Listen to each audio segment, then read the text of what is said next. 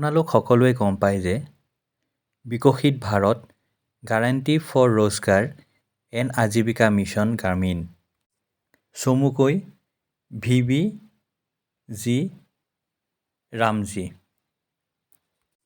আৰু এই আঁচনিটোৰ বহল প্ৰচাৰ আৰু প্ৰসাৰৰ বাবে মিনিষ্ট্ৰীৰ পৰা আমাক কেইবাটাও কাম কৰিবৰ কাৰণে জনাইছে।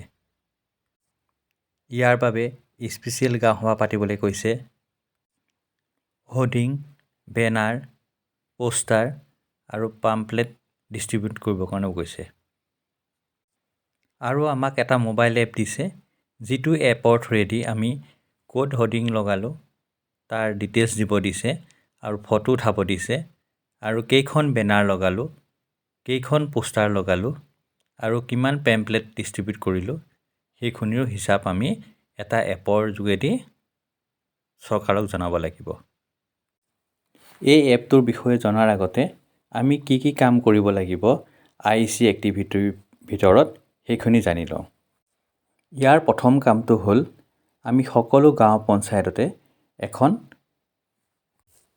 VBG ৰামজীৰ ওপৰত চেণ্ট্ৰেল গভৰ্ণমেণ্টে প্ৰস্তুত কৰা এখন হোৰ্ডিং লগাব লাগিব। তাৰ বাদেও বিভিন্ন পাৰ্মানেণ্ট জেগাত কিছুমান বেনাৰ লগাব লাগিব।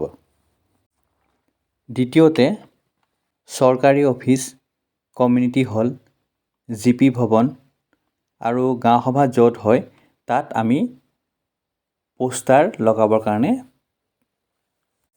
কৈছে। আৰু আমি আমাৰ GPটোৰ ভিতৰত ক'ত কিমান পোষ্টাৰ লগালোঁ তাৰ ডাটাটো আমি দিব লাগিব। ইয়াৰ উপৰিও জনসাধাৰণক এৱাৰনেছ কৰিবৰ কাৰণে তেওঁলোকৰ মাজত পেম্পলেট ডিষ্ট্ৰিবিউশ্যন কৰিব লাগিব। আৰু এই তিনিটা কামৰ ভিতৰত যিটো কাম আগতে হয় সেই ডাটাটো আমি মোবাইল এপৰ থ্ৰুৱেদি আপলোড কৰিব পাৰোঁ। বা এটাইকেইটা কাম যদি আমাৰ হৈ গৈছে আমি একেলগে এটাইকেইটা ডাটা আপলোড কৰিব পাৰিম। ইয়াৰ বাবে আমি প্ৰথমে মোবাইল এপটো খুলি লগ ইন কৰিব লাগিব। আৰু লগ ইনৰ কাৰণে আমাৰ GRS সকলৰ যিটো NMMSৰ মোবাইল এপ আছে সেই এপৰ ইউজাৰ ID আৰু পাছৱৰ্ড দি এই এপটো খুলিব পাৰিব। ইয়াত লগ ইন কৰাৰ পিছত আমি দেখিম দুটা অপশ্যন, এণ্টাৰ নিউ ডিটেইলছ আৰু ছেভ ডিটেইলছ। আমি এণ্টাৰ নিউ ডিটেইলছত যাম। গ'লে আমাৰ ফৰ্ম এখন খোল খাব। ফৰ্মখনত প্ৰথমেই হোৰ্ডিঙৰ ডিটেইলছখিনি ভৰাব লাগিব। নাম্বাৰ অফ হোৰ্ডিংছ, আমাৰ পঞ্চায়তত যিহেতু আমি এখনেই হোৰ্ডিং লগাম গতিকে নাম্বাৰ অফ হোৰ্ডিংছটো আমি 1 ভৰাম। আৰু number of places where hoarding is install সেইটো 1 হ'ব, কাৰণ এখনেই হোৰ্ডিং লগাইছোঁ আৰু এক জেগাতে ইনষ্টল কৰিছোঁ, সেইকাৰণে এইটো 1 দি আমি কনফাৰ্মত ক্লিক কৰিম। কনফাৰ্মত ক্লিক কৰিলে আমাৰ ফটো ল'বৰ কাৰণে লিংকটো খোল খাব।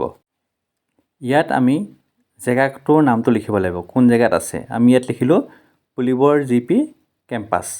লিখাৰ পিছত আমি কেমেৰাটো অন কৰিলোঁ। আমি হোৰ্ডিংখনৰ ফটো উঠাব লাগিব। আৰু ফটো উঠাওঁতে এটা চাব লাগিব যে গোটেই হোৰ্ডিংখন ফ্ৰেমটো আমাৰ ফটোখনত আহিছে। সেইটো চাই আমি ক্লিক কৰি আমি এইটো ছেভ কৰিলোঁ।